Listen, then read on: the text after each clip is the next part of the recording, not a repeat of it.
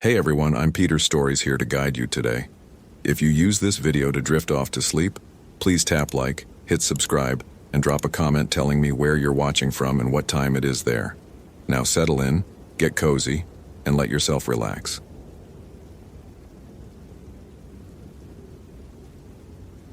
The morning mist clung to the valleys of the Great Smoky Mountains like something alive, something patient. Ranger William Carter had seen it 1,000 times in his 8 years patrolling these ancient ridges, and it had never bothered him before. Mist was mist, water vapor, temperature differentials, basic meteorology, nothing more.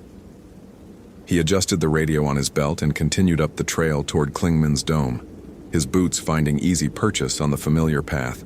October in the Smokies meant fewer tourists, which suited Will just fine.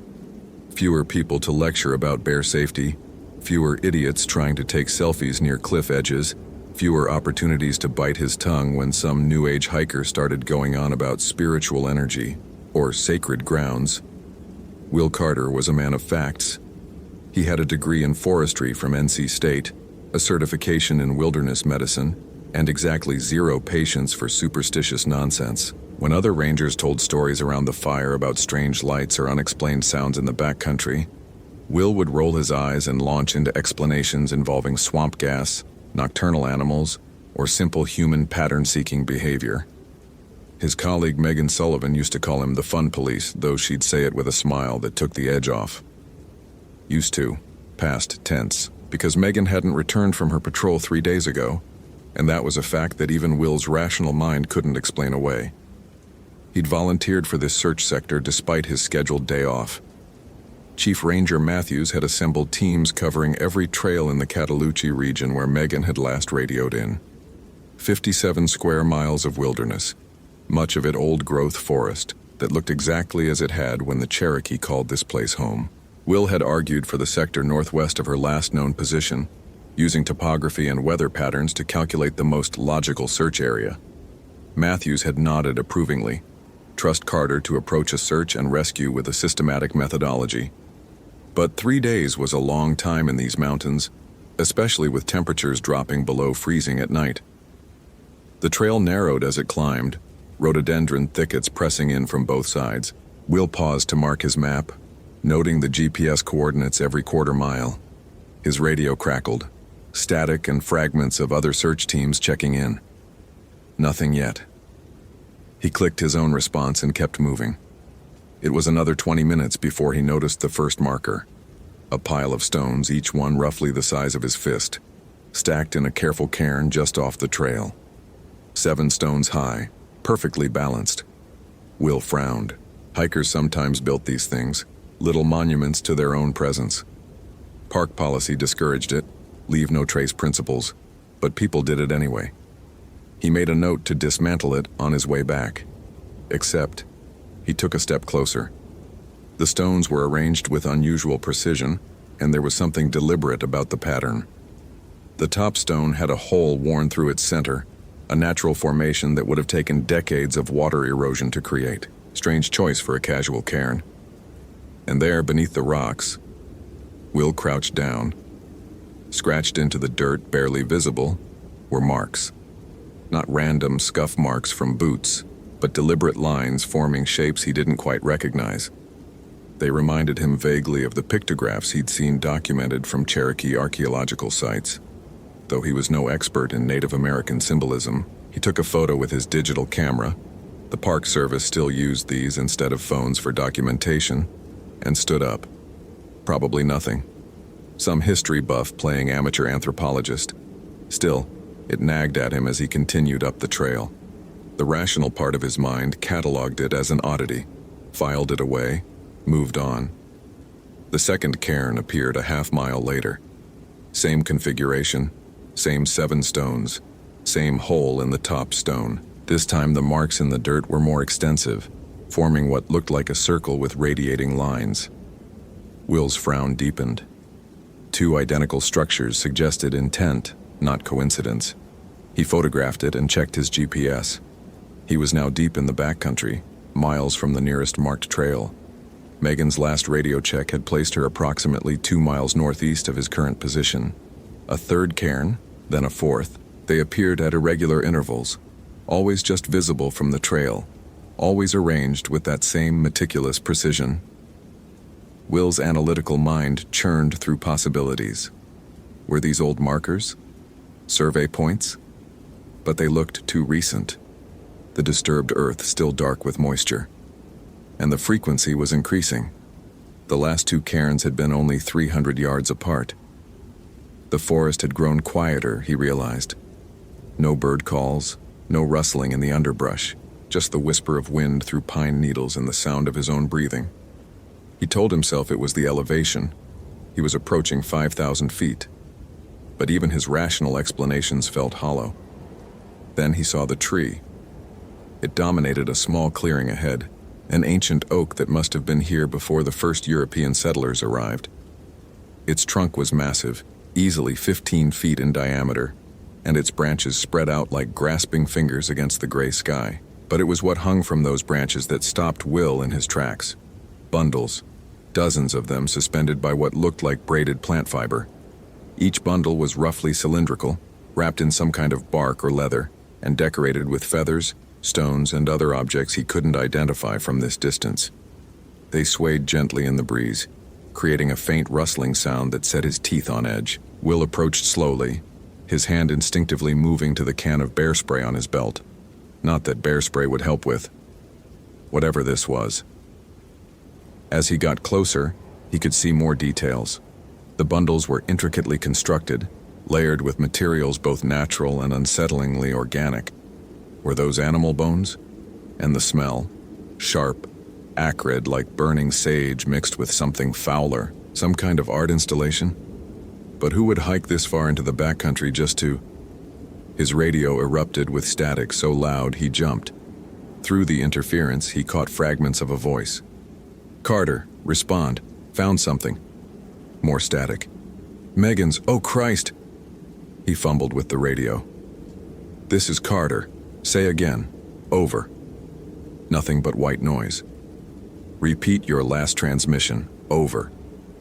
The static resolved into a voice he recognized, Jake Morrison from the Southern Search Team. But Jake sounded wrong, his voice pitched higher than normal, tight with something that might have been fear. Not right, the symbols. She was trying to warn. Then nothing. Dead air. Will tried twice more to raise Jake than any of the other search teams. The radio had been working fine 15 minutes ago. He checked the battery, full charge. He cycled through all the channels. Nothing. Just an electronic hiss that sounded almost like breathing. He looked back at the tree with its hanging bundles. And for the first time in his adult life, William Carter felt something he couldn't rationally explain away. A certainty, bone deep and primal, that he was not supposed to be here. That this place had rules he didn't understand, and he'd already broken them just by looking. But Megan was out here somewhere. That was a fact. And facts didn't change just because he had a bad feeling. He documented the tree with his camera, took GPS coordinates, and continued northeast, following the direction of Megan's last known position. The cairns continued to appear, forming what he now recognized as a deliberate path leading deeper into the forest. A path that diverged from any official trail, winding between trees that grew closer together, their canopy blocking out most of the gray morning light. The temperature dropped. Will could see his breath now, though it had been mild when he'd started his hike. He zipped his jacket up and kept moving, his eyes scanning constantly for any sign of Megan. An article of clothing, a dropped piece of equipment, anything. What he found instead was a campsite, or what remained of one. The tent was shredded, long tears in the fabric that looked deliberate. Megan's backpack lay on its side, contents scattered across the small clearing. Will's heart rate kicked up as he approached, calling her name. No response. He knelt beside the pack, recognizing the Park Service insignia, and Megan's name written in permanent marker on the side. Her sleeping bag had been pulled from the tent, the synthetic filling exposed and torn. The camp stove was overturned, fuel canister lying several feet away. But there was no sign of a struggle, no blood, no indication of animal activity. Just destruction Methodical and thorough, as if something had gone through every item with careful attention. Will's hand shook as he photographed the scene. His training kicked in, the systematic documentation of evidence, even as his mind raced. Where was Megan? If she'd been injured, she would have activated her emergency beacon. If she'd been attacked by an animal, there would be tracks, blood, signs of predation. This was all wrong. He was about to radio in his findings when he remembered the radio was dead. He pulled it out anyway, tried again. Static. That breathing sound again, but this time he could almost hear rhythm to it, like words in a language he didn't know. Movement caught his eye. Something pale, just at the edge of the clearing, visible between the trees. Will stood slowly, his hand moving again to the bear spray. Megan? His voice sounded too loud in the oppressive silence. The pale shape moved, not like a person walking, but like water flowing, like smoke drifting. It was roughly human-sized, but wrong in proportions, too elongated, too fluid. And it was watching him. He couldn't see eyes, couldn't make out features, but he felt the weight of its attention like physical pressure. "This is Ranger William Carter," he said, his voice steady despite the ice in his veins. "You're in a restricted area of..." The shape tilted its head, a movement too far, too fast. Then it simply wasn't there anymore. Not moving away, not ducking behind a tree. Just gone, as if it had never existed. Will stood frozen, his rational mind screaming explanations at him. Fog, trick of the light, pareidolia, the human tendency to see faces and figures in random patterns, stress and altitude and lack of sleep, combining to create hallucinations. But his hands were still shaking. He forced himself to complete the documentation of Megan's campsite, collecting her pack and the most important items. Her journal was among the scattered contents, and he tucked it into his own pack along with her GPS unit and emergency beacon, still in her pack, unused. Why hadn't she activated it? The journal. He should look at the journal, but something stopped him, some instinct screaming that he needed to get out of this clearing, away from this place, back to civilization where facts made sense and shadows stayed where they belonged. He marked the GPS coordinates, took a bearing toward the nearest trail junction and started walking. Fast. Not quite running, but close. The cairns followed him. Now they seemed to appear ahead of him rather than behind, as if guiding his path. Or herding him, 7 stones, always 7, with those strange marks in the earth. And between the cairns, scratched into tree bark, painted on rocks with something that looked disturbingly like dried blood. More symbols, spirals and circles and shapes that hurt his eyes if he looked at them too long. The rational part of his mind, the part that made him good at his job, the part that had earned him respect and promotions, was screaming that none of this was possible.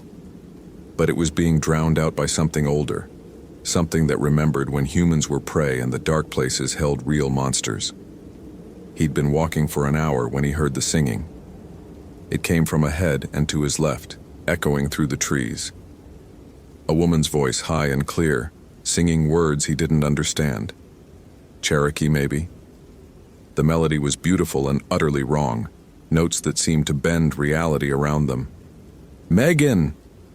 He crashed through the underbrush, following the sound. "Megan, is that you?" The singing stopped. Will emerged into another clearing, this one larger, and stopped so suddenly he nearly fell. In the center of the clearing was a circle of stones, each one at least 4 feet tall, arranged in perfect geometric precision. And inside the circle, he couldn't process what he was seeing. His mind kept trying to interpret it as something normal, something rational, but failing. Shapes that were almost human, almost animal, almost plant. They moved like they existed in too many dimensions at once, their forms shifting depending on the angle he viewed them from. There were 7 of them, and they were arranged around something in the center of the stone circle. No. Someone. Megan lay on her back in the exact center, her Park Service uniform torn and muddy. Her eyes were open, staring up at the gray sky, but she wasn't moving. Wasn't breathing. Will knew death when he saw it. He'd done body recoveries before. But something about the way she lay there was wrong.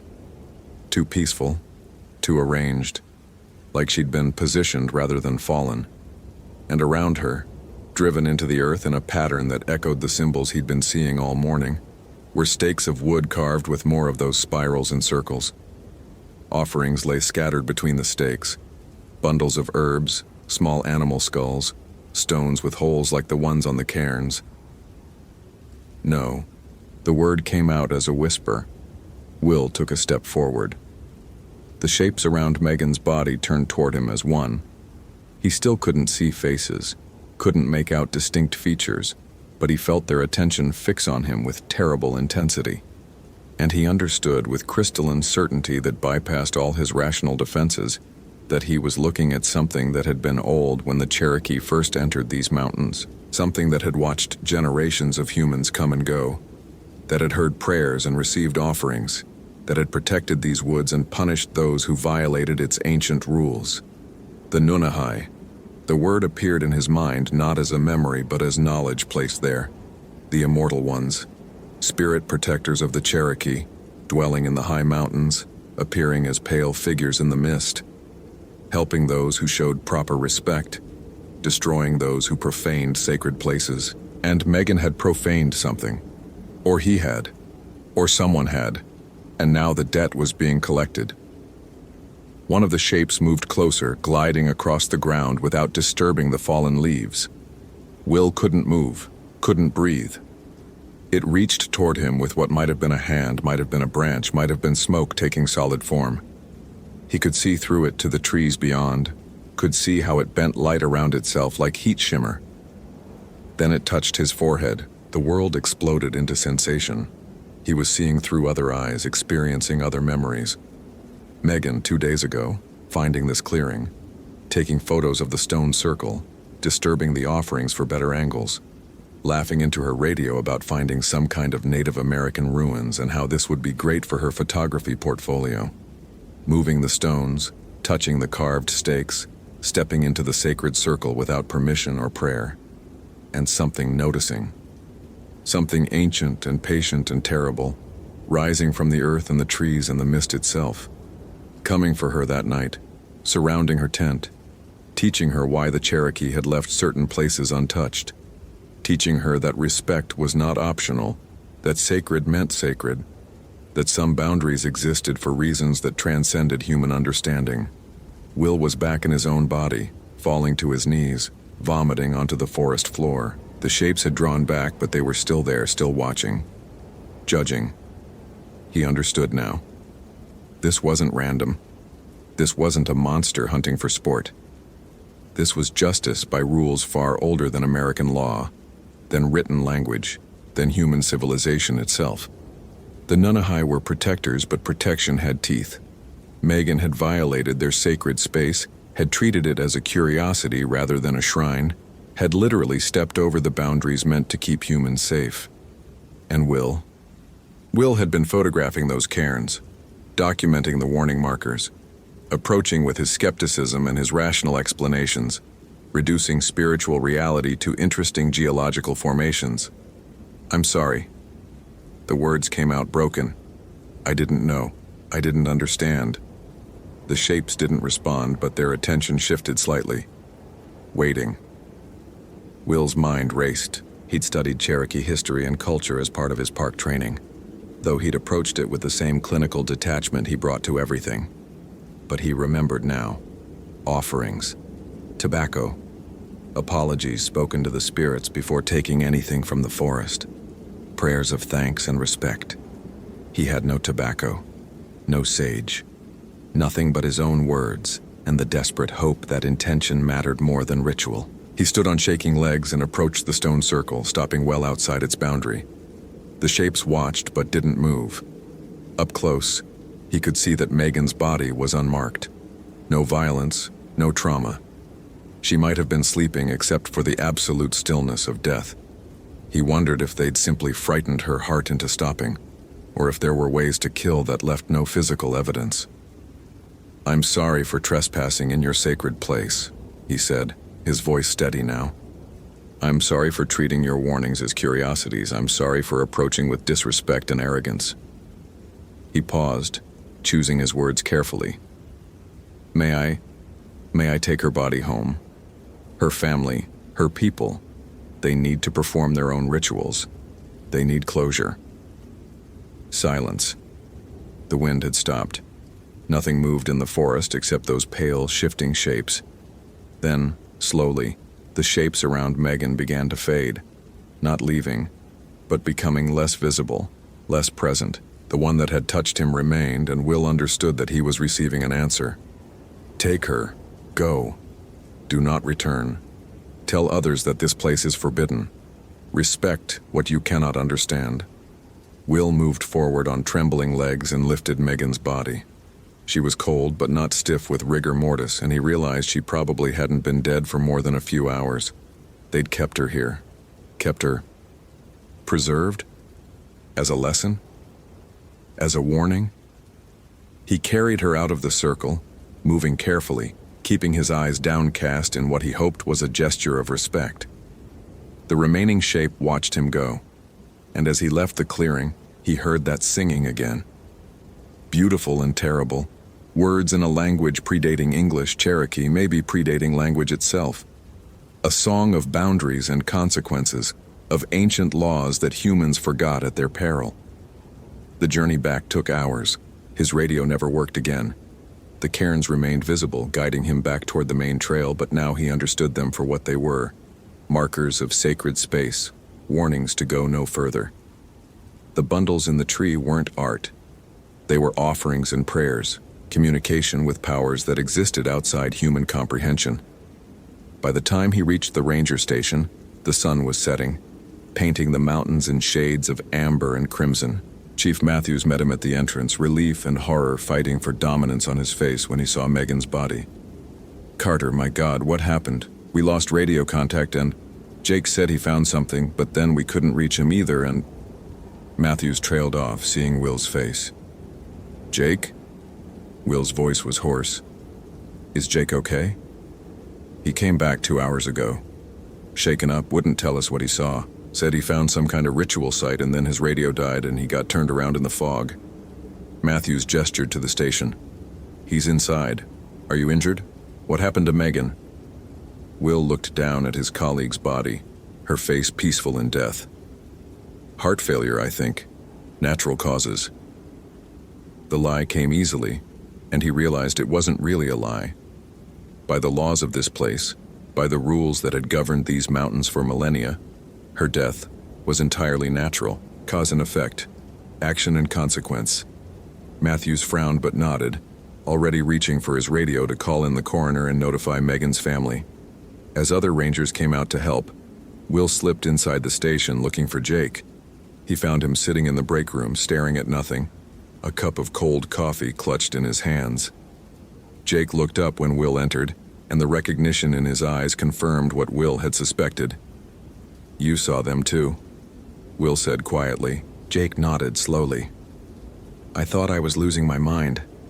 I found this clearing with stones and symbols and shapes, things that shouldn't exist. I ran. I just ran until I found a trail. He looked at Will. What were they? Will sat down heavily. The Cherokee called them Nunahi, the immortal ones, spirit guardians of the mountains. He laughed, a broken sound. I would have called you crazy yesterday. I would have had a dozen rational explanations ready. But I saw them too, Jake. I saw what they did to Megan, and I understand why. Why? Jake's voice was barely a whisper. Because we forgot. We treat these mountains like a playground, like our property, like something that exists for our convenience and recreation. But there are older claims here, older laws. The Cherokee knew that. They had rituals and boundaries and respect built into their entire relationship with this land. Will rubbed his face. Megan disturbed a sacred site. She photographed it, moved things around, stepped where she shouldn't have, and they enforced the rules. Jake was quiet for a long time. What do? We mark that area as off-limits. Geological instability, dangerous terrain, whatever excuse we need. We make sure no one else goes there." Will looked at his colleague. "And we stop pretending we understand everything. We stop reducing mystery to data points and spiritual sights to interesting photography opportunities. Will Matthews believe us? No, but he'll believe that two experienced rangers got spooked in the same area on the same day. He'll believe that Megan died there, and we both think it's dangerous. That's enough."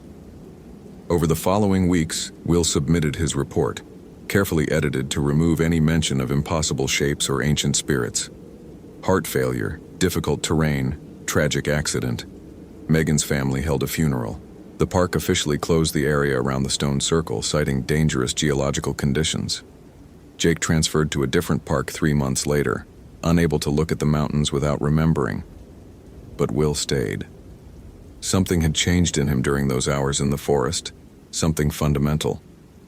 He started reading about Cherokee history and culture, not with clinical detachment, but with genuine respect. He learned the prayers, the offerings, the proper ways to move through sacred spaces. He left tobacco at trail junctions and apologized to the spirits before collecting scientific samples. His colleagues thought he'd gone native, become one of those New Age weirdos he used to mock. But Will didn't care. He'd seen behind the curtain, had confronted the reality that human understanding was limited and fragile. The rational world he'd believed in so completely was a thin veneer over something far older and stranger. He never went back to that clearing. But sometimes, on patrol in the high country, he'd see pale shapes moving in the mist between the trees, and he'd nod respectfully, keep his eyes lowered and give them a wide berth. The shapes never approached him again, but he felt their attention sometimes, felt them watching to ensure he kept his promises. William Carter remained a ranger for another 15 years before retiring to a cabin on the edge of the park. He never spoke publicly about what happened that October day in 2008, but he became known among the Cherokee communities near the park as the Ranger who listens.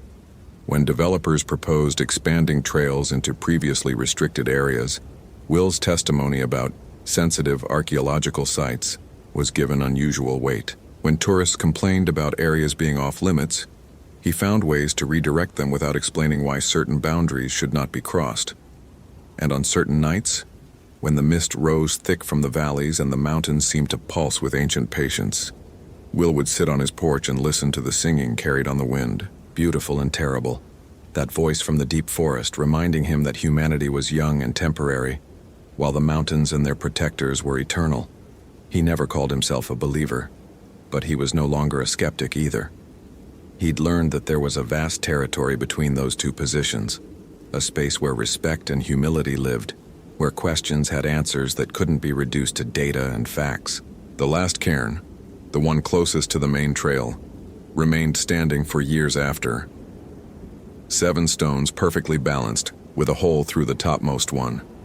Park visitors sometimes photographed it, treating it as a quirky piece of trail art. But Will knew better. He maintained it carefully, replaced stones that fell, kept the area around it clean. It was a boundary marker, a warning, a promise. And as long as it stood, the old laws would be remembered. If this story gave you chills, follow for more quality terror. Could you survive in Will's place?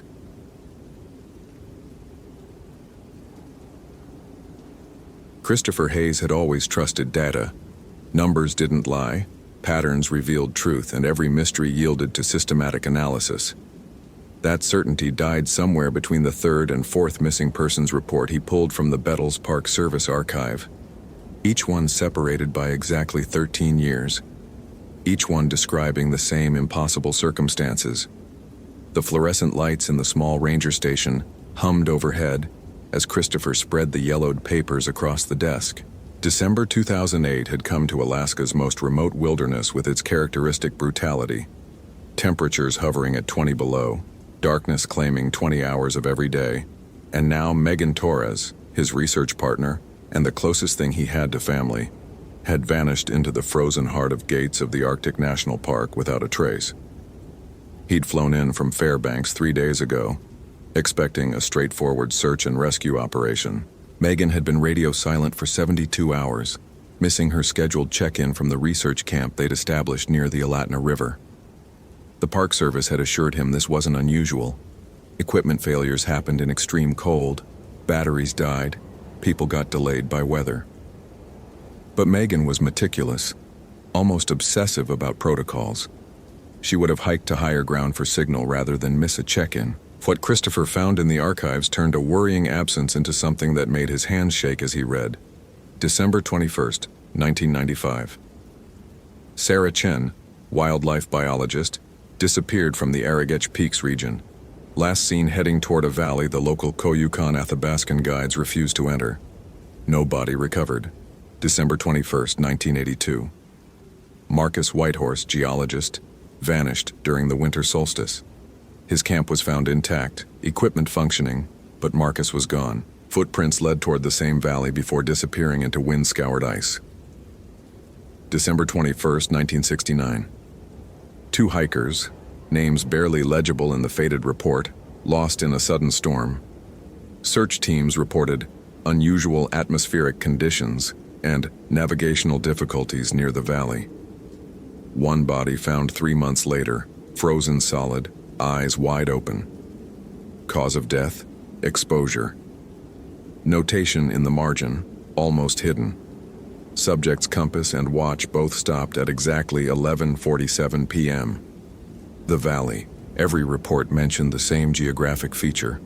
An unnamed glacial valley 15 miles northeast of where Megan had established her camp, a place marked on the old topographic maps but conspicuously absent from newer GPS databases, as if someone had decided it was better forgotten. Christopher's scientific training screamed coincidence, statistical anomaly, confirmation bias, but his gut, that primitive part of his brain that evolution had honed for survival, whispered something else entirely. He pulled out his own map, the one he'd marked with Megan's planned research routes. His finger traced the line she'd drawn for her final expedition, investigating wolf-pack behavior, unusual tracks near northern drainage. The line ended at the valley's southern entrance. Tomorrow was December 21st, 2008. The station door banged open, bringing a knife edge of Arctic wind and Roger Keegan, the grizzled park ranger who'd been Christopher's reluctant host. Roger was Koyukon Athabascan, had worked this park for 30 years, and had made his opinion of Christopher's presence abundantly clear. "You're wasting your time with those," Roger said, nodding at the reports.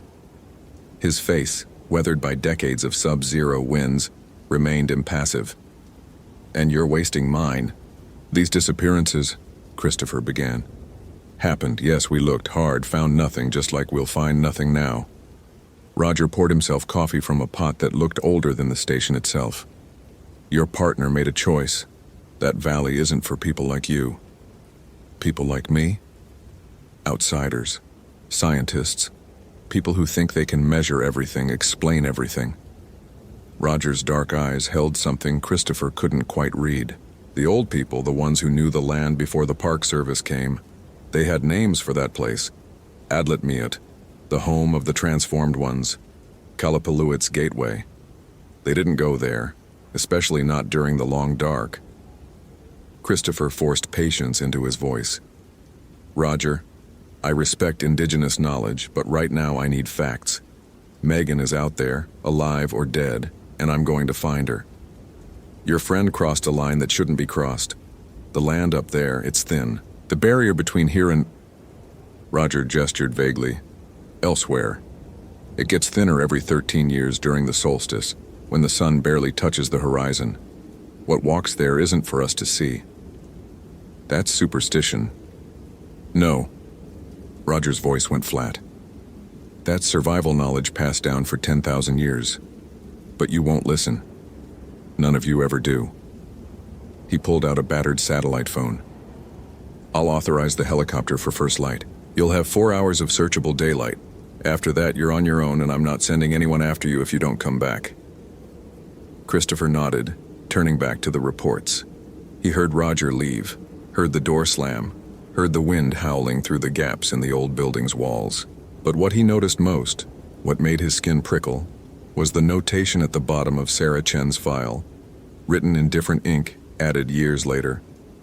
3 hunters reported hearing voices from the valley, February 1996. Voices speaking English, asking for help. Investigation found no one. Voices heard again, same month, 1997. Same voices, same words, same pleading. Sarah Chen had disappeared in December 1995. Christopher didn't sleep that night. He packed his gear with methodical precision. GPS unit, satellite phone, emergency beacon, cold weather survival equipment rated to 50 below, first aid kit, 2 weeks of food, climbing gear, ice axe, crampons. Everything checked, double-checked, organized with the careful attention that had made him successful in his field. He laid out Megan's last known coordinates, calculated search patterns, estimated travel times accounting for terrain and weather. Data, plans, logic, the familiar comfort of systematic thinking. But his hands kept returning to one document he'd found buried in the archive, a letter written in 1983 by Marcus Whitehorse's brother, addressed to the Park Service superintendent and marked, "Not for public record." "You need to close that valley. My brother knew something was wrong before he went up there. He called me the night before he disappeared, told me the Koyukon elder who'd been guiding him refused to continue. Said the elder had heard singing in a language that predated human speech, had seen tracks that began and ended nowhere, had felt what he described as the world breathing." Marcus laughed it off. He was a scientist, like you claimed to be. He thought indigenous knowledge was colorful folklore. The search team found his journal. I've read it. The last entry was written December 21st, 11:47 p.m. 3 words. "They are here." His watch stopped at that exact time.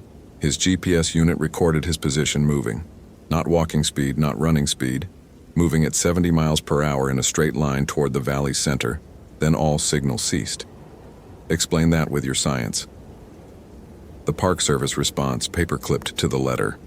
"We appreciate your concerns but cannot close public lands based on anecdotal evidence."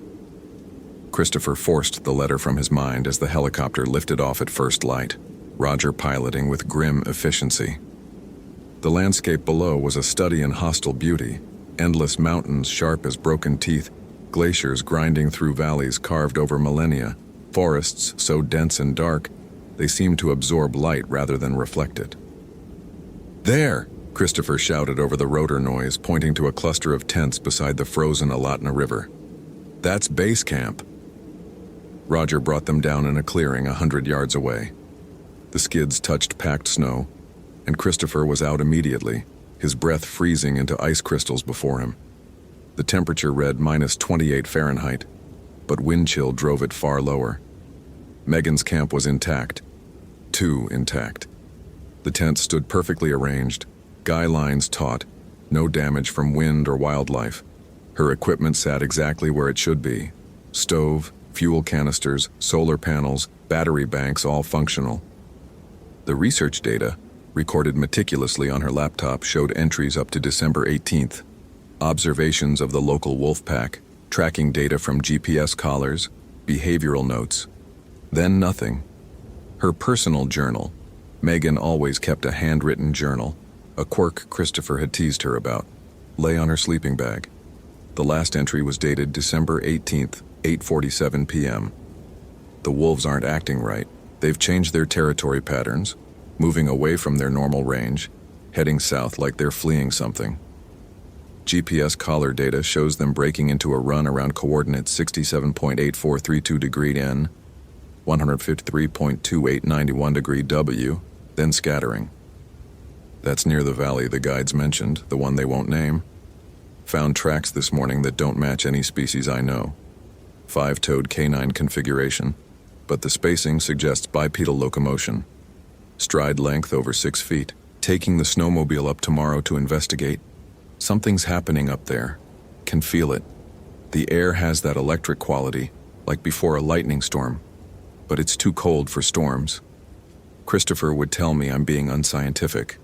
Maybe I am. But I've learned to trust my instincts. Christopher stared at the coordinates. His GPS unit plotted them instantly. They marked a position 3 miles into the valley's southern approach. "She went up there," Roger said from behind him. just like the others. I'm going after her. In 4 hours, this helicopter leaves with or without you. Roger's voice held no room for argument. I've got another party to extract on the South Range. I'll be back here at 1500 hours. If you're here, you fly out. If you're not, you're on your own until spring thaw, and that's 4 months away. Christopher checked his watch. 10:47 a.m. 4 hours. He could reach the coordinates, do a preliminary search, and make it back. Barely, if conditions held. If nothing went wrong. I'll be here. Roger's expression said he didn't believe it. The helicopter lifted off minutes later, its sound fading into the vast silence of the Arctic wilderness, leaving Christopher alone in a way he'd never experienced before. The silence wasn't empty. It was thick, present, almost tactile. He could hear his own heartbeat, the creak of his parka in the cold, the distant crack of ice adjusting to temperature changes, and beneath it all, something else. A sound just at the edge of hearing, rhythmic and organic, like breathing, like the world itself drawing breath. Christopher pushed the thought away and started walking. The approach to the valley followed a frozen creek bed, navigation easy at first. His GPS unit tracked his progress perfectly, the satellite phone showed full signal, and the emergency beacon registered operational. All systems green, all data nominal, but the landscape felt wrong in ways he couldn't quantify. The trees grew in unusual patterns, their branches twisted toward the valley as if reaching for something. The snow showed tracks, ptarmigan, hare, fox, but all the tracks led away from his destination, animals fleeing on some instinct humans had forgotten. At the 1 mile mark, his GPS flickered, just for a second, but the coordinates jumped, placing him 300 yards off his actual position before correcting. At 2 miles, the sun, already low on the horizon, seemed to dim further as if something was filtering the light. The shadows grew longer, deeper, more solid. Christopher's scientific training supplied explanations: atmospheric refraction, ice crystals creating optical effects, the psychology of isolation. But those explanations felt thin, inadequate. At 2.5 miles, he found Megan's snowmobile.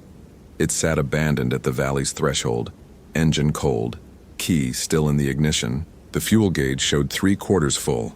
No mechanical failure. No obvious reason for abandonment. Her emergency kit sat unopened on the rack. Her rifle remained secured in its mount. She'd left voluntarily, walked into the valley on foot, carrying nothing but her pack. Christopher stood at the edge of the valley proper, looking into its depths. The sun hung at the horizon now, providing barely enough light to see by, painting everything in shades of gray and blue. The valley stretched before him, a glacial cut between mountains, maybe a mile wide, 4 miles deep. Ice walls rose on either side, ancient and impossibly tall. And in the center, barely visible in the dying light, stood structures. Christopher pulled out his binoculars, adjusted focus. Not natural formations. Too regular, too deliberately placed. Stone cairns, dozens of them, arranged in a vast spiral pattern that led deeper into the valley. Between them, something that might have been carved markers, their surfaces covered in symbols that hurt his eyes to focus on. He checked his watch. 12:23 p.m. He had 2 hours and 37 minutes before the helicopter left. Enough time to reach the structures, do a quick survey, and return. Barely. The satellite phone had no signal anymore. The GPS showed his position as null. The compass spun slowly, unable to find north. Christopher's mouth went dry. Equipment failure in extreme cold, he told himself. Electromagnetic anomaly, rare but documented. Nothing supernatural, just unusual geology affecting instrumentation. He marked his position with a bright orange flag, tied emergency glow sticks to Megan's snowmobile, and stepped into the valley. The temperature dropped 15 degrees in the span of a single footstep. The wind stopped completely, as if he'd walked into a vacuum. And the breathing sound he'd been hearing all morning suddenly became loud enough to identify. Not breathing exactly, but something rhythmic and wet, like the tide pulling through a cave system. like lungs the size of caverns drawing air. Christopher forced himself forward. The snow crunched beneath his crampons with a sound that echoed wrong, lasting too long, bouncing from surfaces that shouldn't produce echoes. The first stone cairn rose before him, 8 feet tall, constructed from rocks carved with the same painful symbols. He pulled out his camera, documented it, tried to photograph the carvings, but his camera couldn't focus on them. The autofocus hunted endlessly. The manual focus produced only blurred shapes. He moved to the next cairn. The spiral pattern was becoming clear now. Dozens of markers forming a pathway that curved inward, drawing the eye toward the valley's center, where something large and dark stood against the ice. Halfway to the second cairn, Christopher found the first body. It lay partially buried in snow that seemed too fresh, too undisturbed, considering the months or years it must have lain there. Christopher brushed away the surface ice with shaking hands. Sarah Chen. The Park Service ID photo had been 20 years old, but he recognized her face.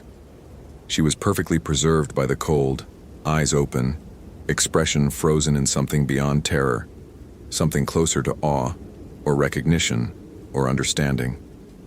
She was dressed in summer clothes, shorts and a t-shirt.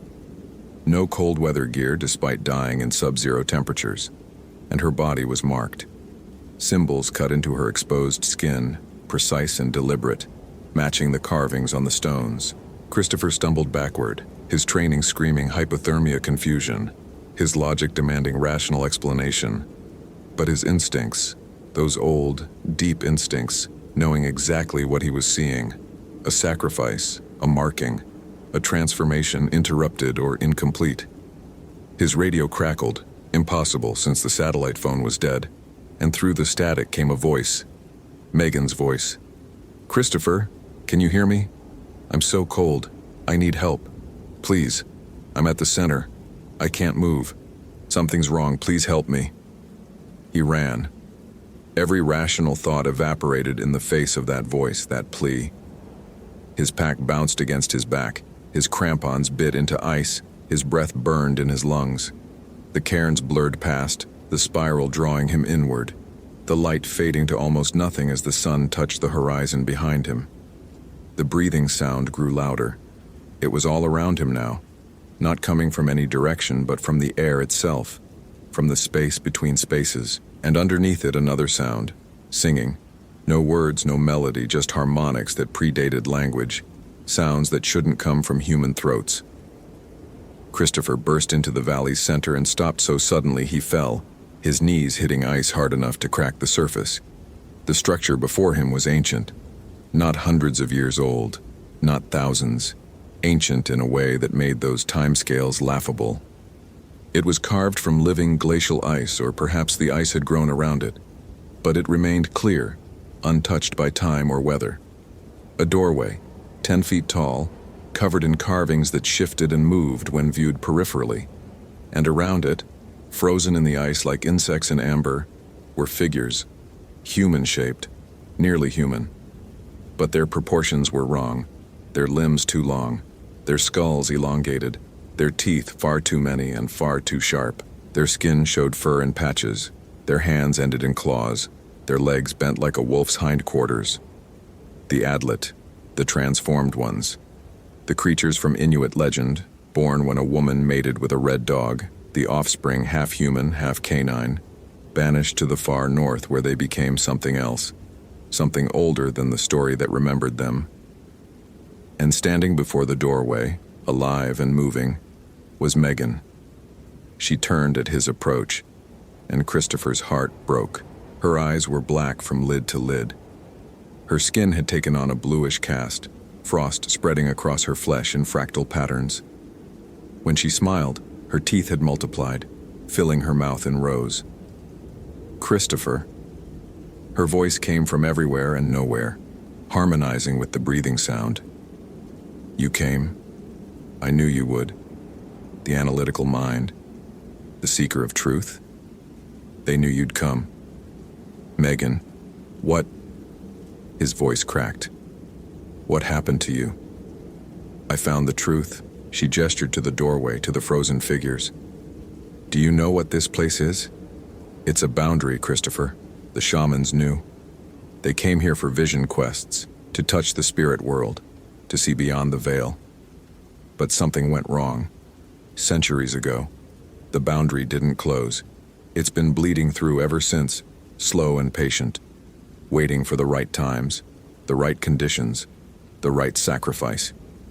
You're hypothermic, confused.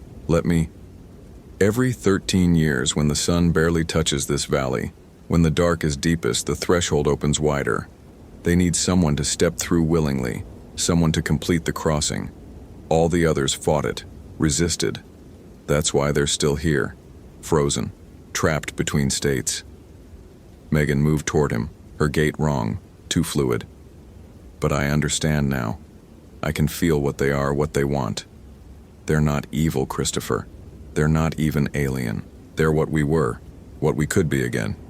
The boundary between human and animal, between this world and the spirit realm, it's artificial. We created it. We can uncreate it. Christopher pulled out his emergency flare, the only thing resembling a weapon he carried. Megan, listen to me. This is environmental psychosis, the cold, the isolation, whatever you've been exposed to. It's not real. None of this is real. She laughed, and the sound echoed through the valley, mixing with the breathing, the singing. Still clinging to your data, your beloved rationality. Look at your instruments, Christopher. Look at them. He glanced down.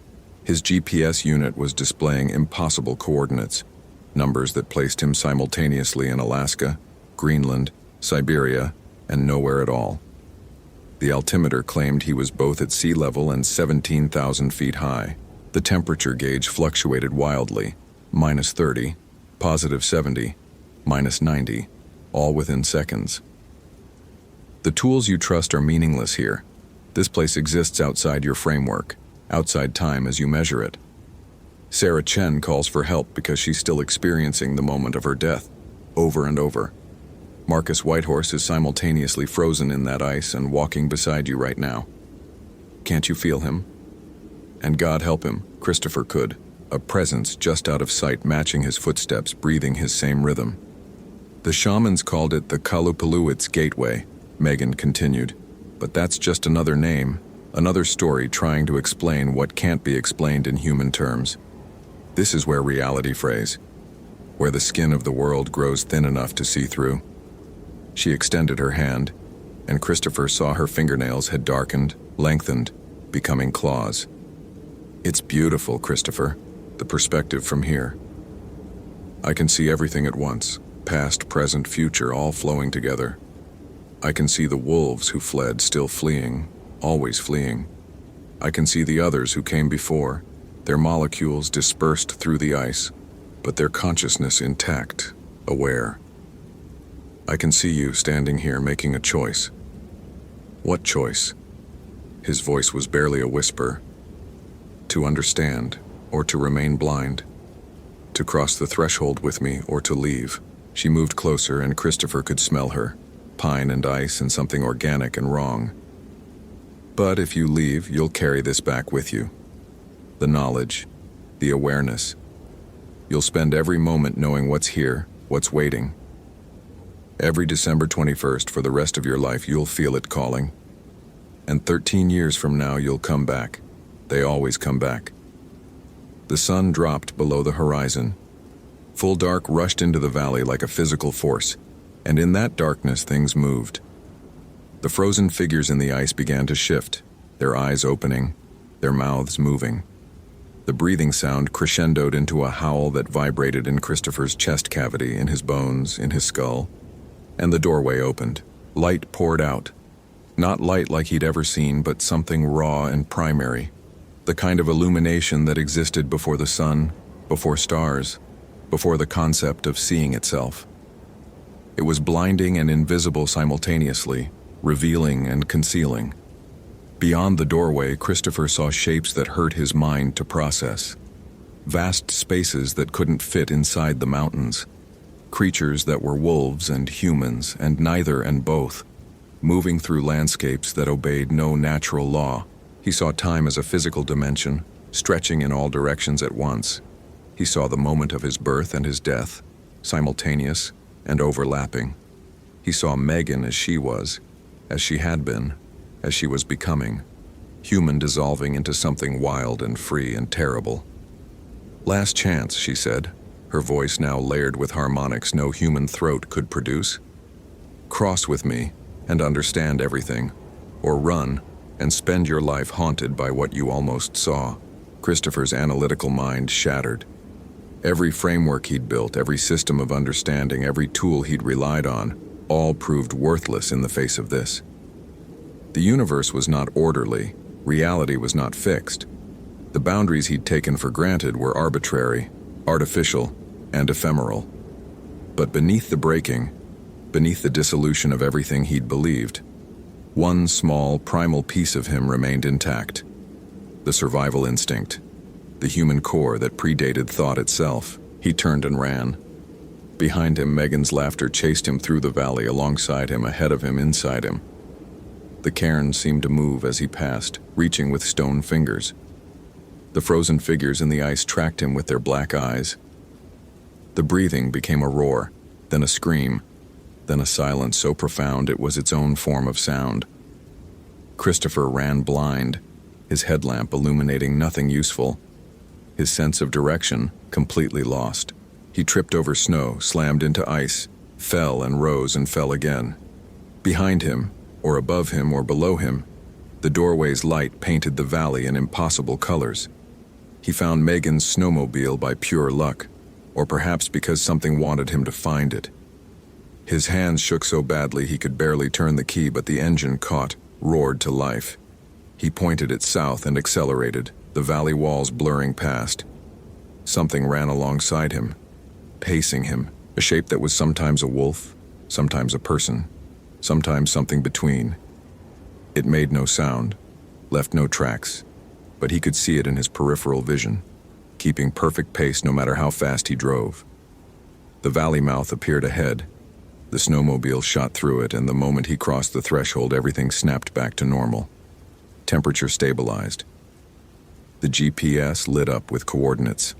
The satellite phone beeped with signal, the shape vanishing like it had never existed. Christopher looked at his watch. 2:53 p.m. The helicopter sat in the clearing, Roger at the controls, watching him approach with dark, knowing eyes. Christopher said nothing as he loaded into the cabin. Roger said nothing as they lifted off. They flew in silence, the valley receding below them, a dark scar on the white landscape. As they turned south, Christopher looked back. In the valley's center, barely visible from the altitude, the doorway stood open, and a figure emerged, Megan, or what had been Megan, looking up at him, waving. And around her, dozens of other figures stepping through, walking out into the valley, beginning the long migration south. "You saw," Roger finally said as they approached Bettles. "Yes. Will you tell anyone?" Christopher thought about that. Thought about writing a report describing what he'd witnessed, pictured the responses, concern about his mental state, suggestions for psychological evaluation, perhaps a quiet end to his career, or worse, belief, investigation. More people drawn to that valley, more opportunities for the doorway, more transformations. "No," he said, "I won't tell anyone." "Good." Roger was quiet for a moment. "But you'll remember. And 13 years from now, you'll feel the pull." "Will I go back?" Roger's expression was unreadable. "They always do." The Park Service filed Megan Torres as missing, presumed dead due to exposure. Christopher gave his statement, carefully edited, technically truthful. He'd found her camp, tracked her to the valley entrance, but lost her trail in difficult terrain. Equipment malfunction prevented further search. He recommended against future expeditions to that region due to navigational hazards. The recommendation was ignored. People still went to gates of the Arctic. Some came back, some didn't. And every 13 years, on December 21st, the disappearances followed their pattern. Christopher returned to Fairbanks, to his work, to his life. He tried to rebuild his analytical framework, to restore his faith in data and logic and systematic understanding. Mostly, he succeeded. But at night, he heard breathing. In empty rooms, he felt presences just out of sight. And every year as winter approached, as the days grew shorter and darkness claimed more hours, he felt something stirring in the back of his mind. A knowledge that wouldn't integrate, a perspective that wouldn't fade. He kept the letter Marcus Whitehorse's brother had written, carried it with him as a reminder. 3 words: they are here. Sometimes Christopher wondered if Marcus had meant them as a warning. Sometimes he thought they were an invitation. December 21st, 2021 is approaching. 13 years since he stood in that valley. 13 years since he watched Megan step through a doorway that shouldn't exist. 13 years of dreaming about impossible light and watching his own reflection, checking for signs of black eyes or too many teeth. The airline confirmation sits on his desk. Fairbanks to Bettles, December 20th. One way. Christopher Hayes has always trusted data, but what he learned in that valley is that some truths exist beyond measurement, beyond analysis, beyond the comfortable boundaries of rational thought. And some truths, once glimpsed, cannot be unknown. He's booked the flight. Whether he'll be on it, even he doesn't know yet. But in the Arctic wilderness, in a valley with no name, something waits. Patient, eternal, breathing in rhythm with the world itself. And every 13 years, when the sun barely touches the horizon, the doorway opens wider. Hope you felt real chills. If you appreciate genuine horror, consider following. Which moment scared you most?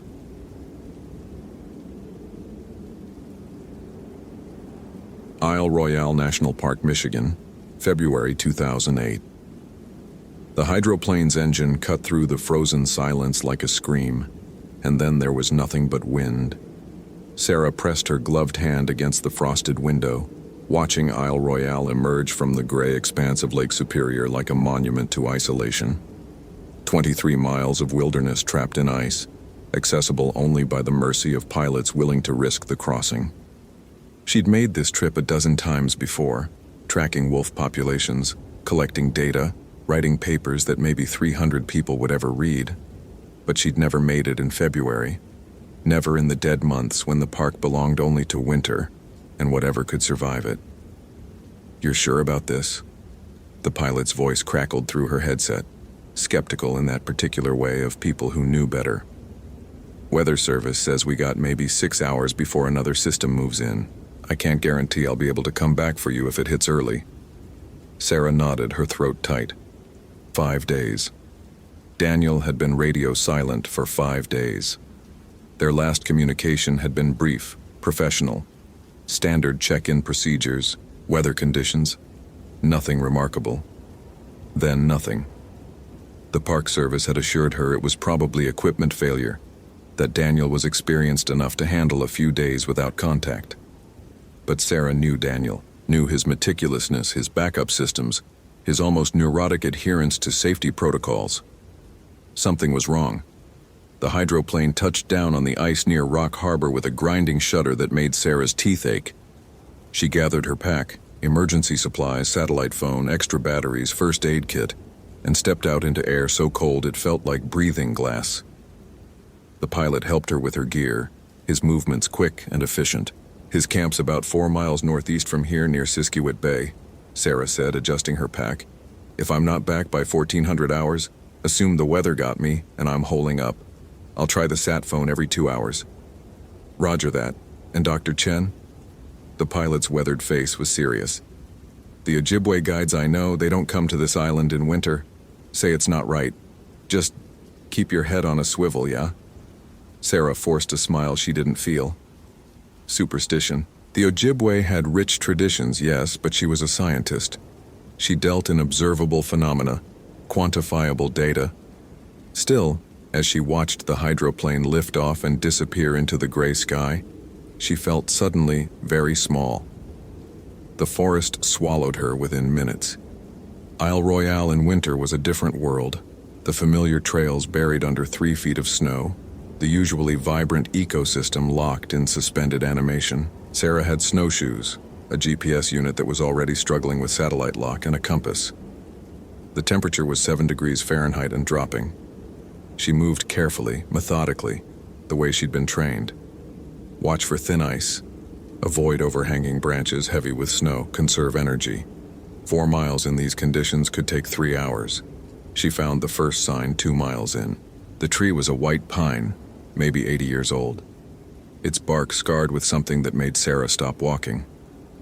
Symbols. Not carved, gouged. Deep furrows in the wood that wept frozen sap like amber tears. She recognized some of them from her cursory knowledge of indigenous pictographs, but these were wrong somehow, distorted. The circles that should have been perfect were elongated, stretched. The human figures had too many limbs, mouths opened too wide, and there were other marks, scratches that seemed random until she stepped back and saw they formed words. English words, carved with what must have been fingernails or something equally crude. Hungry, hungry, hungry, hungry, hungry. The same word, repeated 47 times. Sarah counted them twice, her scientific mind clinging to the concrete even as something ancient and instinctive in her hindbrain started screaming. She took photographs with her digital camera, careful to capture the scale, the depth of the gouges. Daniel hadn't mentioned anything like this in his reports.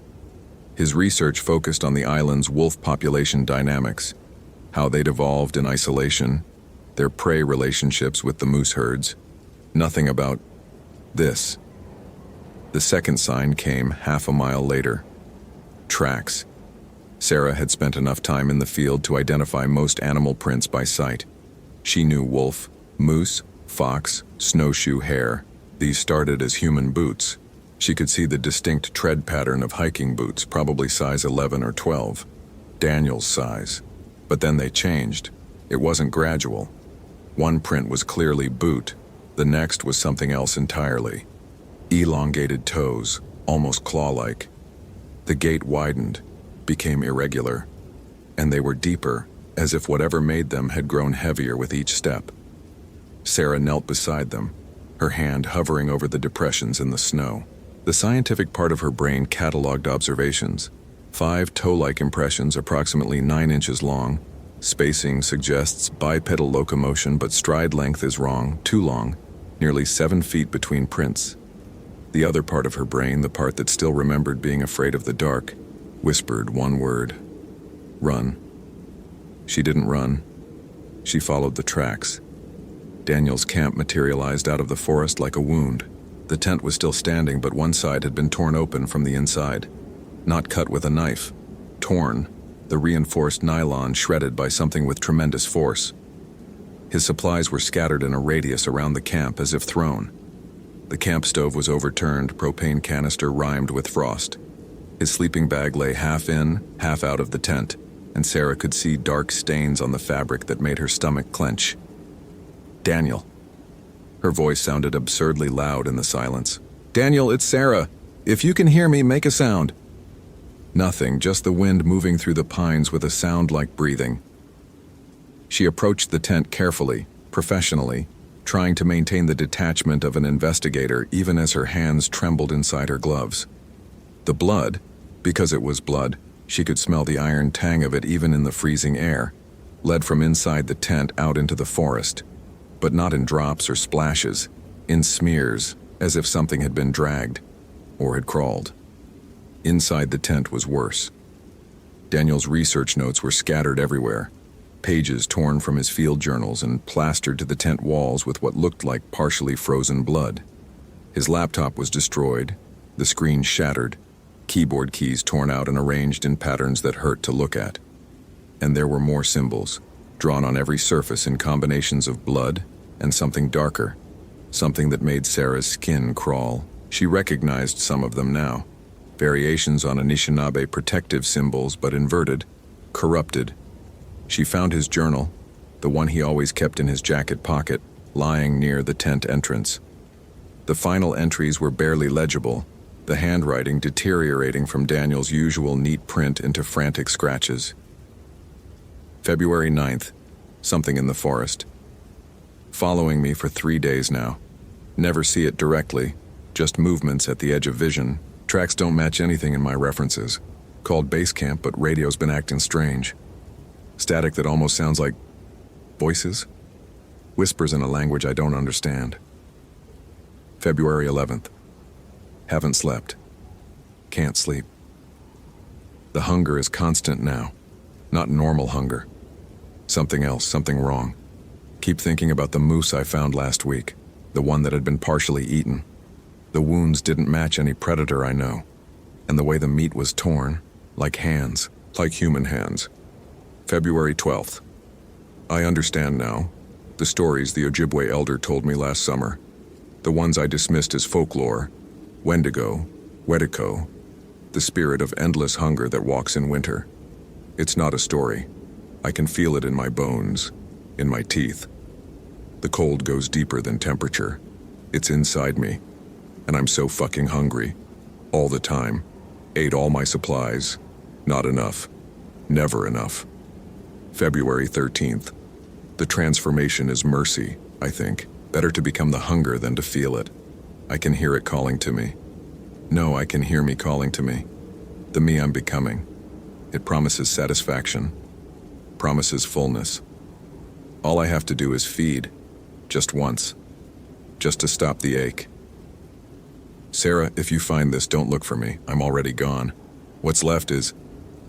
The entry ended in a long scratch that tore through the page. Sarah's hand shook as she closed the journal. This couldn't be real. Wendigo psychosis was a real documented condition. A culture-bound syndrome among Algonquian peoples where individuals became convinced they were transforming into cannibalistic monsters. But Daniel wasn't Algonquian. He was a third-generation Chinese-American from San Francisco who'd never shown any sign of psychological instability. And the physical evidence? A sound cut through her thoughts. Distant but getting closer. Not quite human. A keening wail that rose and fell like wind through a canyon, but with an organic quality that made her primitive brain scream predator. Sarah grabbed what she could from the camp, Daniel's journal, his GPS unit, a few protein bars that had somehow survived whatever had happened here and moved. She didn't run, not yet. Running triggered predator responses, but she moved with purpose back toward the harbor, back toward safety, her GPS unit clutched in one hand and her satellite phone in the other. The phone had no signal, none at all. That shouldn't be possible. These phones were designed to work anywhere with a clear view of the sky, and through the trees she could see gray clouds but no canopy thick enough to block the signal completely. She tried anyway, pressing buttons with cold, clumsy fingers, getting nothing but dead air. The keening came again, closer now, and beneath it she heard something else. Footsteps. Not the steady crunch of someone walking through snow, but an irregular, lurching gait. Step, drag, step, drag, step.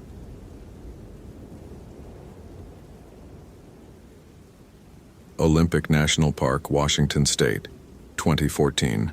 The phone screamed at 3:47 a.m., and Christopher knew before answering that something had broken in the world. His hand fumbled across the nightstand, knocking over the prescription bottle. Xanax, his constant companion for 8 years before finding the glowing screen. Sophia's name. His heart seized. His 16-year-old niece was supposed to be safe at summer camp in the Hoh Rainforest section of Olympic National Park, supervised, far from anything that could hurt her.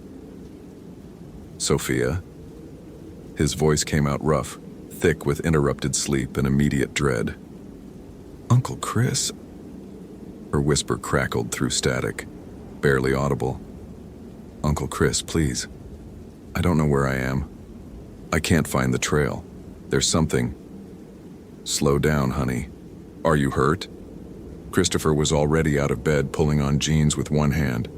The old FBI training kicked in automatically, even as his pulse hammered against his ribs. Even as the old fear, the one he'd tried to bury under medication and distance, began its familiar crawl up his spine. I went to pee, just off the trail, maybe 30 feet, but when I turned around, everything looked different. The trees. Uncle Chris, the trees aren't where they should be. I've been walking for an hour and nothing makes sense. The trail should be right here, but... Her voice hitched. There are things in the forest. Things that shouldn't be here. Static crackled. In the background, Christopher heard something that made his blood freeze. A sound like wood cracking, slow and deliberate, but with a rhythm that suggested movement. Footsteps, If footsteps could be made by something walking on limbs instead of legs, what things, Sophia? What do you see? The trees are walking. Her whisper was so soft he almost missed it. They stand still when I look at them, but I can hear them moving when I'm not watching. And there's something else. Something bigger. It keeps calling my name, but the voice is wrong, Uncle Chris. It sounds like it's coming from inside a cave or a mouth full of... The line went dead. Not disconnected. Dead. The kind of silence that felt deliberate, like something had reached through the connection and severed it with purpose. Christopher's hands were shaking as he redialed. Straight to voicemail. He tried again. Again. The phone trembled in his grip, and for a moment he was back in 2006, standing in another forest, watching the search teams fan out through the trees looking for children who would never be found. 3 kids. Vanished from a campground in the Gifford-Pinchot National Forest. He'd been the lead investigator, young and confident, certain he could solve anything. They'd found nothing. Not a trace. Not a footprint. Not a scrap of clothing. Just trees and silence, and the slow erosion of his certainty that the world operated on rules he understood. The breakdown had come 6 months later, the medication shortly after, the resignation from the Bureau a year after that. Now he worked private cases, missing pets, insurance fraud, nothing that required him to enter forests or search for lost children, nothing that could remind him of what he'd seen, or thought he'd seen, in those woods during the last desperate days of the search, when exhaustion and desperation had blurred the line between reality and nightmare. But Sophia wasn't a case. She was family. She was his sister's daughter, entrusted to a summer wilderness program that was supposed to teach survival skills and self-reliance. She was 16 years old and alone in Olympic National Park at 3:47 in the morning, telling him that trees were walking. Christopher grabbed his keys, his phone, and his old field jacket, the one he'd kept from his bureau days, with the pockets still arranged for flashlights and evidence bags and the weight of a service weapon he no longer carried. He was in his truck within minutes, pulling onto I-5 North, the empty highway stretching toward the Olympic Peninsula. The drive should have taken 3 hours. He made it in 2 and 20 minutes, pushing the old Ford past 80, his mind racing faster than the wheels. He'd tried Sophia's phone 43 times. He'd called the camp administration number and gotten an answering machine. He'd tried his sister in Boston, but she hadn't answered, probably sleeping, 3 time zones ahead, unaware that her daughter was lost in a forest that suddenly felt much darker than any map suggested. Dawn was breaking as he reached the park, pale and hesitant as if the light itself was reluctant to touch these trees. The Olympic National Forest was one of the last true wilderness areas in the continental United States, nearly 1 million acres of temperate rainforest, alpine meadows, and rugged coastline. The Hoh Rainforest section, where Sophia's camp was located, received over 12 feet of rain annually, creating a primordial landscape of moss-draped giants and perpetual twilight beneath the canopy. Christopher had researched it before his sister enrolled Sophia. On paper, it was safe. Well-maintained trails, regular ranger patrols. But now, as he turned onto the access road, the forest pressing in on both sides, he felt something else. A weight in the air. A sense of presence that had nothing to do with the statistical safety of maintained trails. The camp was in chaos when he arrived. Rangers were coordinating with the program staff, radios crackling, maps spread across the hood of a Park Service truck. Christopher identified himself, former FBI family member, and the ranger in charge, a weathered woman in her 50s named DeMarco, gave him the basics. Sophie had been on a supervised overnight camping trip with 5 other teens and 2 counselors. She'd left her tent around 3:30 a.m. to use the bathroom. By 3:45, when she hadn't returned, the counselors had begun searching. By 4 they'd called for ranger assistance. By 5 they'd escalated to a full search and rescue operation. She called me, Christopher said. At 3:47, she said she was lost, that the trail had moved, that trees were... He stopped himself. How did you tell a park ranger that trees were walking without sounding insane? She sounded disoriented, frightened. DeMarco's expression tightened. We tried pinging her phone. It's either dead or out of range. The terrain here can be tricky. Lots of ravines and dense growth that block signals. We've got teams moving along all the major trails radiating from the campsite. We'll find her." But her eyes said something different. Christopher had seen that look before, in the faces of searchers who were performing their duties while secretly acknowledging that Olympic's wilderness had swallowed people before and would swallow people again. "I need to be part of the search," Christopher said. "You're not certified for—" "I was FBI. I've done search and rescue. I know how to read terrain, and I won't be a liability." He kept his voice level, professional, but his hands were clenched at his sides. "She's my niece." DeMarco studied him for a long moment, then nodded. "You go with Team 3. They're covering the southern sector. Stay with them, follow their lead, and for God's sake, don't go wandering off alone. This forest has a way of turning around on people." Team 3 consisted of 2 rangers, a young man named Foster and an older indigenous woman named Mary Redhorse, and a volunteer with search and rescue experience. They geared up quickly: radios, GPS units, first aid kits, emergency supplies. Mary handed Christopher a topographic map marked with sectors and search patterns. "Your niece's tent was here," she said, pointing to a marked location on the map. She would have walked approximately 30 to 50 feet into the forest for privacy. Our grid covers everything within a 2-mile radius, but in reality, if she's been walking for hours... She paused. "People get turned around out here. The forest looks the same in every direction. Even experienced hikers can lose their bearings." She said the trees moved, Christopher said quietly. That they were standing still when she looked at them, but moving when she didn't. Mary's expression didn't change, but something flickered in her eyes. "The Ho has that reputation. The Quileute people consider parts of this forest to be liminal, places where the boundary between the world we see and the world underneath is thin." The world underneath? The spirit world. The land of the dead. Different traditions call it different things, but the concept is the same. There are places where the separation between realities becomes permeable. Usually it's harmless. Sometimes it's not.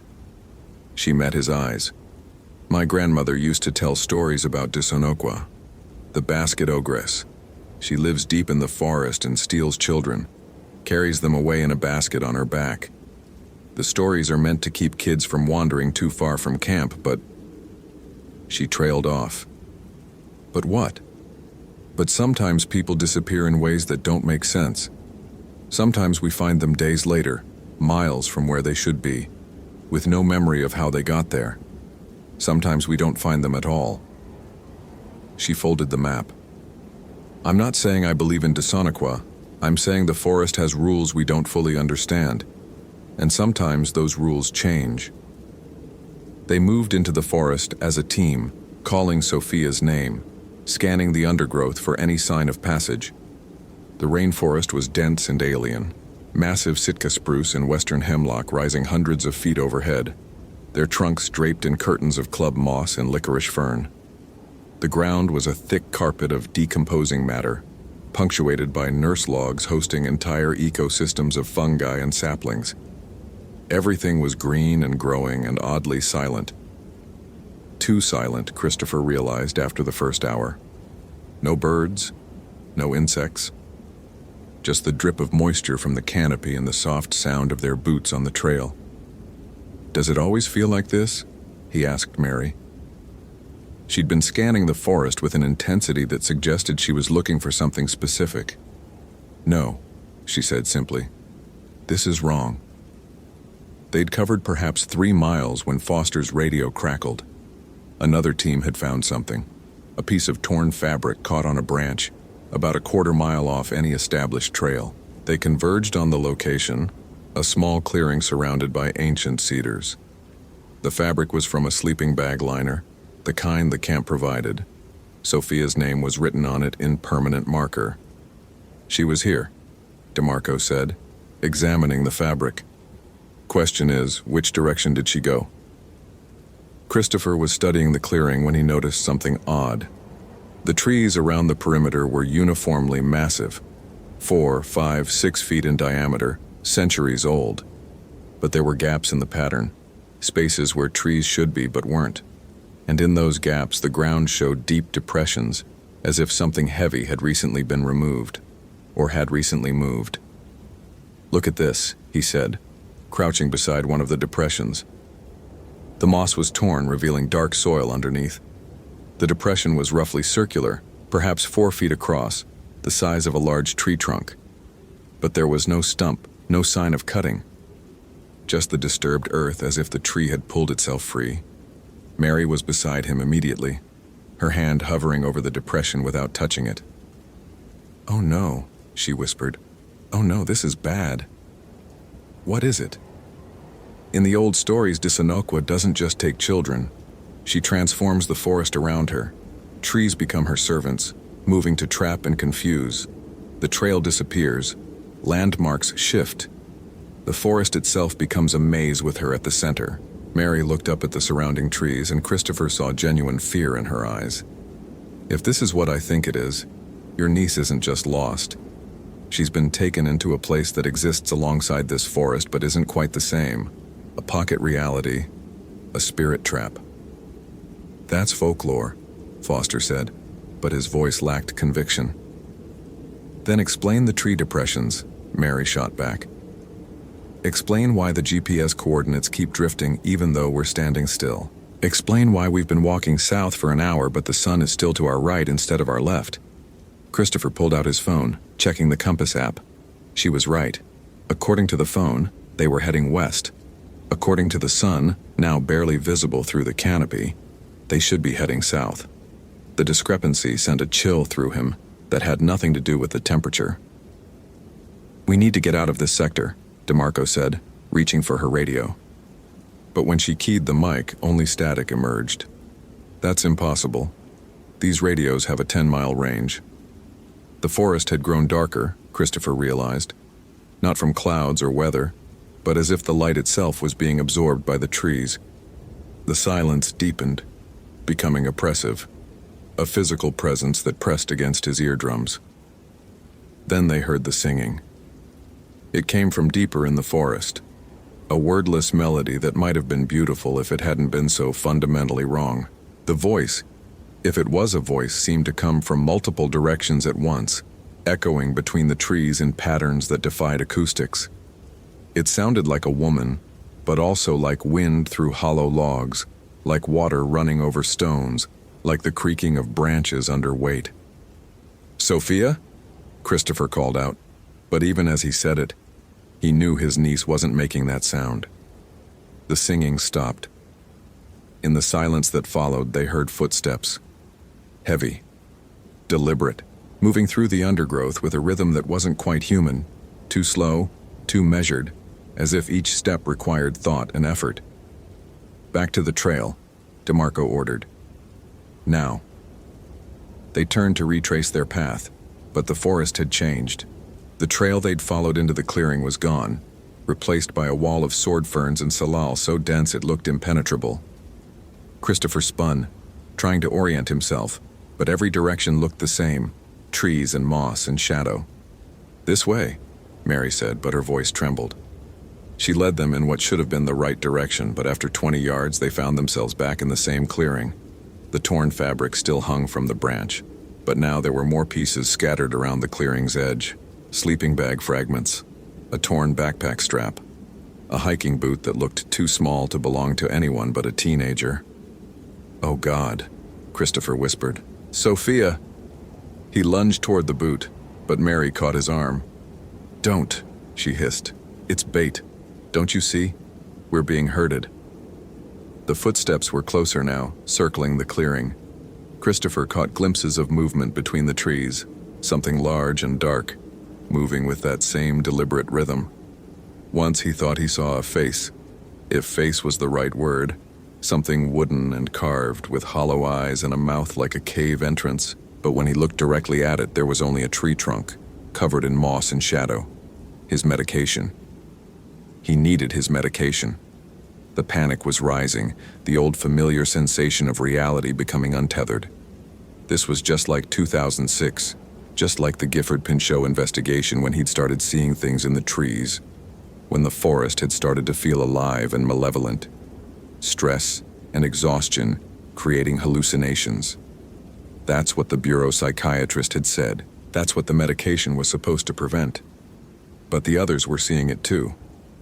Foster had his service weapon drawn, turning in slow circles. DeMarco was speaking urgently into her radio, getting only static. And Mary was singing. The words were in a language Christopher didn't recognize, possibly Quileute, a rapid chant with a rhythm that seemed designed to counter the melody they'd heard earlier. She pulled something from her pocket, a small carved figure, stone or wood wrapped in dried herbs. "Spirit marker," she said, placing it carefully on the ground in the center of the clearing. "If we're where I think we are, this might anchor us to the real world, keep us from slipping further." Further. Christopher's voice cracked. "Mary, what the hell is happening? Your niece crossed a threshold. Maybe she broke a taboo, stepped on sacred ground, disturbed something she shouldn't have. Maybe she was just unlucky. But she's in the spirit forest now, the shadow place that exists alongside this one. And we followed her trail into the same space." Mary finished her chant, then looked at each of them. "We have 3 choices. We can try to find our way back, leave your niece behind. We can keep searching, knowing we might never leave. Or we can try to make contact, try to negotiate." "Negotiate with what?" Foster demanded. "With whatever took her. In the old ways, Disanoqua could sometimes be bargained with, but the price was always high." The footsteps had stopped. The forest was silent again, but now the silence felt expectant, as if something was waiting for their decision. Christopher thought of Sophia's voice on the phone, terrified and alone. He thought of the 3 children in 2006, the ones he'd failed to find. He thought of 8 years of medication and therapy and trying to convince himself that what he'd experienced in that forest wasn't real. But it had been real. He'd known it even as the doctors explained it away, even as he signed the resignation papers, even as he swallowed the pills that were supposed to make the memories fade. The world had thin places, and he'd stumbled into one before. He'd survived by running, by pretending, by medicating himself into numbness. He couldn't do that again. Not with Sophia. "I'm going forward," he said. "I'm going to find her." "Then we all go," DeMarco said. She looked terrified but resolute. "No one gets left behind." Mary nodded slowly. "Then we do this properly. We acknowledge the power of this place. We show respect." She produced more carved figures from her pack. She'd come prepared, Christopher realized, as if part of her had expected this. She placed them at cardinal points around the clearing, chanting softly as she did. When she finished, the quality of the light changed. Not brighter, but clearer, as if a filter had been removed. The forest snapped into sharper focus, and Christopher saw details he'd missed before. Symbols carved into tree trunks, offerings left at the bases of the largest cedars, paths that didn't follow any natural contour but radiated from the clearing in geometric patterns. "Stay close," Mary said. "Follow the markers. Don't eat anything. Don't drink anything. Don't accept any gifts. Don't make promises you can't keep. And whatever happens, don't look back." They chose the path that felt most wrong, the one that seemed to bend away from normal geometry, that hurt to look at directly. Mary led, following signs that only she could see, touching trees as she passed as if reading information from their bark. The forest grew stranger as they progressed. Trees grew at impossible angles, their trunks twisting in spirals. Moss glowed with faint bioluminescence. The air smelled of cedar and decay and something else, something ancient and inhuman. Christopher's sense of time began to slip. Minutes felt like hours, hours like minutes. His watch had stopped at 3:47 a.m., frozen at the moment Sophia had called. They heard voices ahead, children singing. Christopher's heart leaped, but Mary gripped his shoulder hard. "Not real," she whispered. "Spirit echoes. Everything here is designed to confuse and separate us." But one of the voices sounded like Sophia. Christopher was certain of it. He called her name and the singing stopped. In the silence, he heard sobbing. "Uncle Chris, is that you?" "Sophia?" He started to run toward the voice, but Mary held him back. "Wait, let me check." She moved forward cautiously, feeling the air in front of her as if testing for invisible barriers. 30 feet ahead, the forest opened into another clearing, larger than the first. In the center stood a structure that shouldn't exist, a massive basket woven from living branches, easily 15 feet tall, growing directly from the forest floor. The weaving was intricate, beautiful, and horrifying, incorporating bones and artifacts that looked decades or centuries old. Sophia was inside the basket. She was alive, conscious, pressed against the woven wall. But she wasn't alone.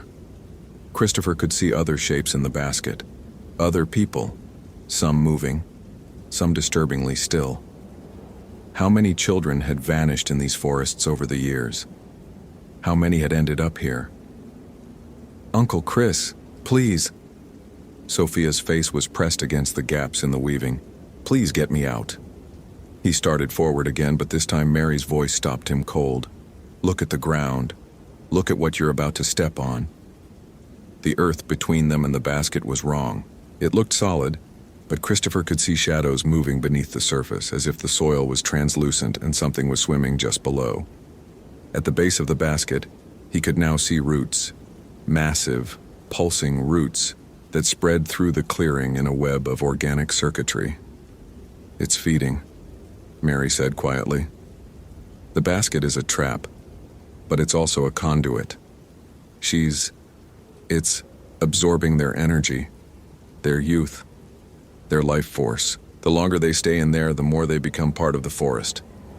"Then we cut them out," Foster said, moving forward with a hatchet he'd produced from his pack. "No!" Mary's shout was sharp with panic. "You can't harm the basket without harming everyone inside it. They're connected now. We have to convince it to release them." "Convince what?" DeMarco demanded.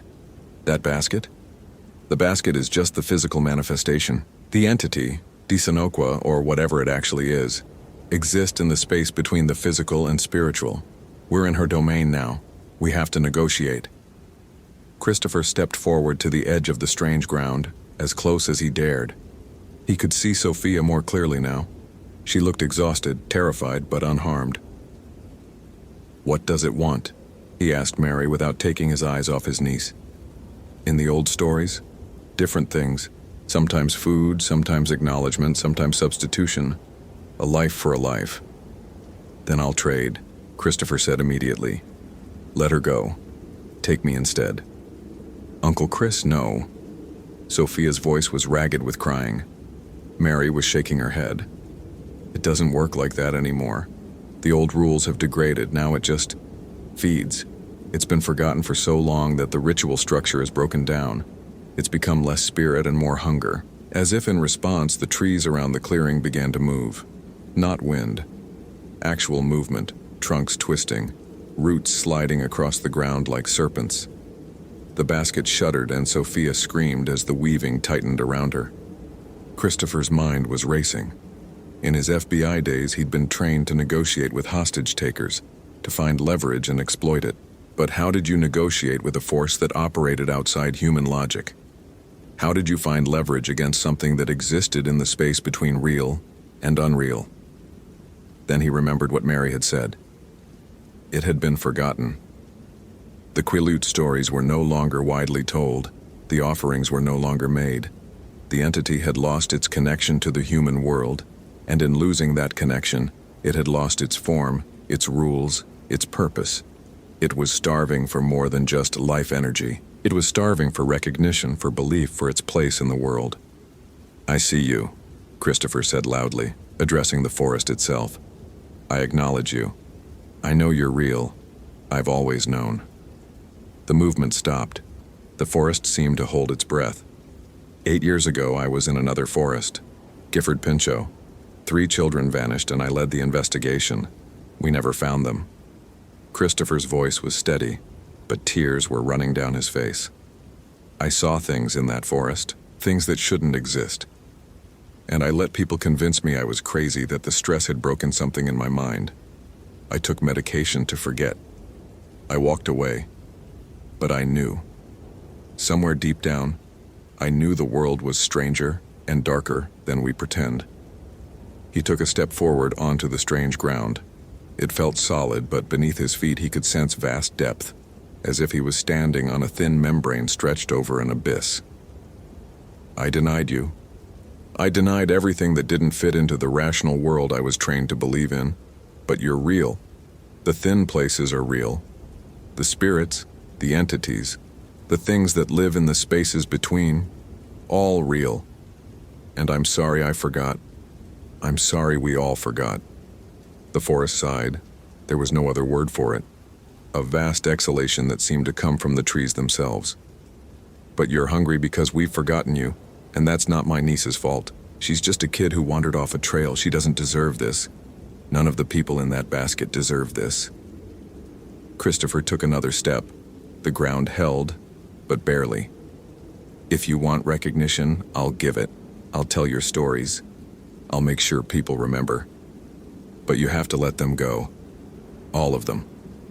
The basket began to unweave.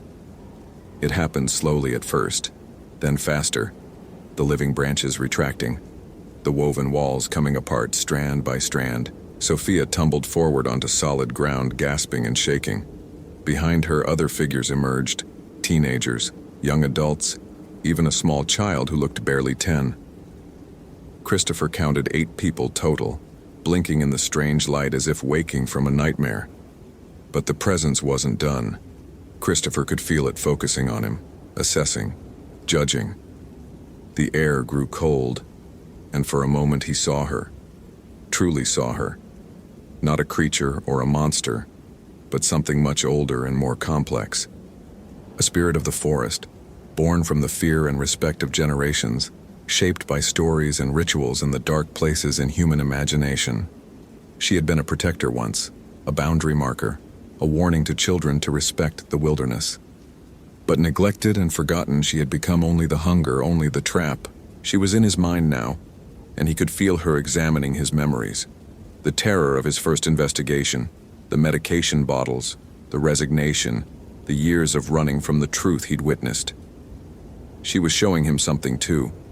Images of the 3 children from 2006. They were here, in this spirit place, but they were gone in ways that Christopher's mind struggled to process. They had become part of the forest, their essences woven into trees and moss and shadow. They couldn't be brought back. The grief hit him like a physical blow, but he didn't look away from the vision. "I'm sorry," he whispered. "I'm sorry I couldn't save them."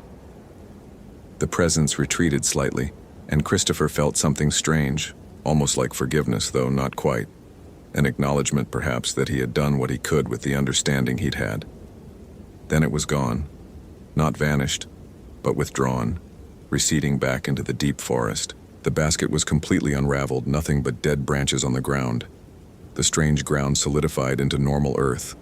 The trees stopped moving. Christopher rushed to Sophia, pulling her into his arms. She was crying, shaking, but alive. The others were gathering around DeMarco and Foster, confused and traumatized, but free. "We need to move," Mary said urgently. "The boundary will close soon. If we're still here when it does." She didn't finish the sentence. They moved quickly, Mary leading them with confidence now, following a path that hadn't been visible before. The forest was still strange, still unsettling, but the malevolence was gone. Behind them, Christopher could hear the sound of trees settling back into normal positions, roots digging back into earth. They emerged onto a familiar trail just as true dawn broke through the canopy.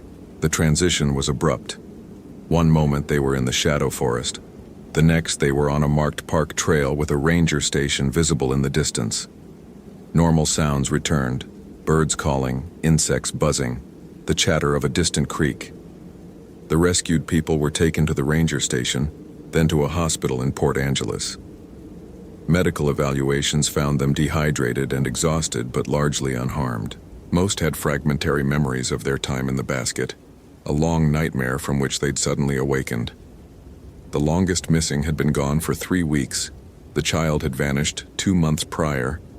None of them could explain where they'd been or what had happened, only that the forest had seemed alive and they'd been trapped in a dream. Sophia recovered quickly.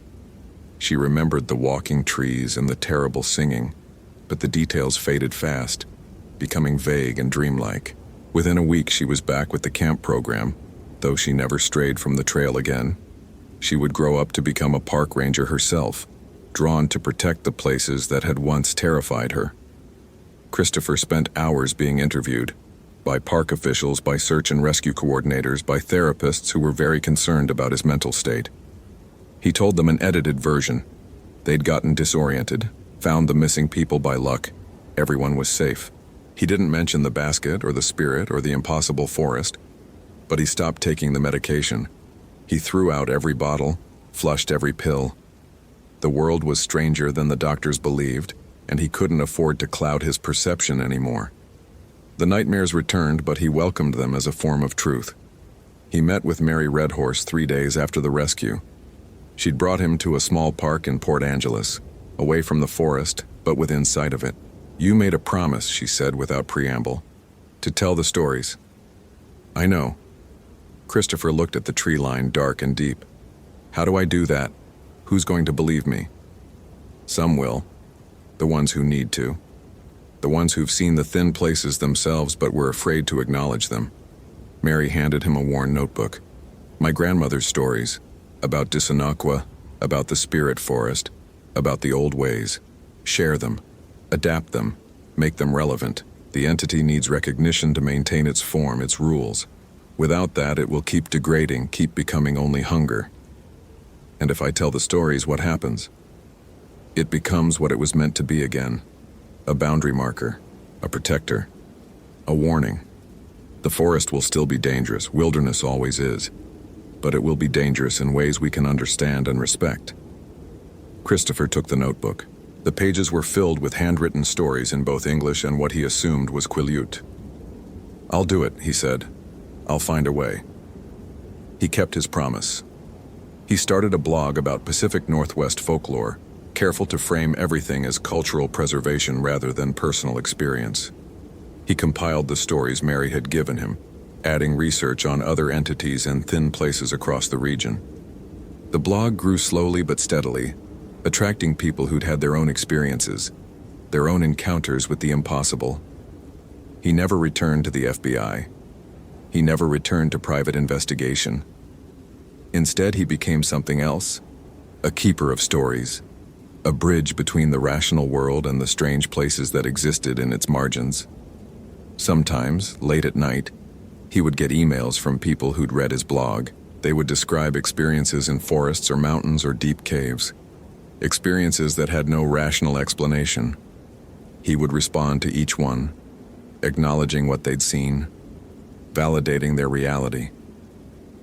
"The world is stranger than we pretend," he would write. "You're not crazy. You just saw one of the thin places." And sometimes, when he drove past Olympic National Park on his way to somewhere else, he would feel a presence at the edge of his perception. Not threatening, not friendly, but aware, watching, waiting. Part of the forest and part of the space between, sustained by the stories he told and the recognition he provided. The trees never walked when he was looking, but he could hear them moving when he turned away. If this story gave you chills, follow for more quality terror. Could you survive in Christopher's place? Hope you felt real chills. If you appreciate genuine horror, consider following. Which moment scared you most?